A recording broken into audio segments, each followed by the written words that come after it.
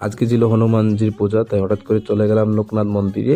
সেখানে হনুমানজির পূজা হচ্ছে, তাই আজকে হনুমানজির পূজার উপলক্ষে আমি লোকনাথ মন্দিরে কি কি করলাম তা সম্পূর্ণ থাকবে এই ভিডিওতে।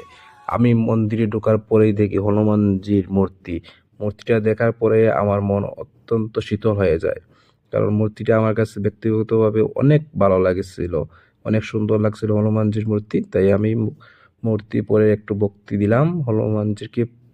ভক্তি দেওয়ার পরে সামনে দেখতে পেলাম যজ্ঞ। যাই হোক, যজ্ঞ হয়েছিল, পূজা হয়েছিল, কিন্তু আমি থাকতে পারিনি। আমি তো বিকেলে গেছিলাম, সকালে পূজা হয়ে গেছিল। এখানে দেখেন একটা হনুমানজির ছবি, অনেক সুন্দর আমার কাছে লাগছিল। এরপরে ছিল গীতা পাঠ, কীর্তন পরে গীতা পাঠ ছিল। আমি কীর্তনে থাকতে পারিনি, কিন্তু গীতা পাঠে ছিলাম। যে পাঠক উনি অত্যন্ত ভালো গীতা পাঠ করেছেন। গীতা পাঠ শেষ করার পরে আমি চলে গেলাম, প্রসাদ খেলাম, সেগুলো ভিডিও করা হয়নি।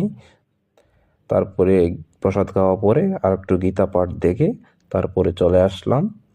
তো সবাইকে অসংখ্য ধন্যবাদ আমার ভিডিওটা দেখার জন্য। দেখা হবে অন্য কোনো ভিডিওতে। সবাইকে ধন্যবাদ।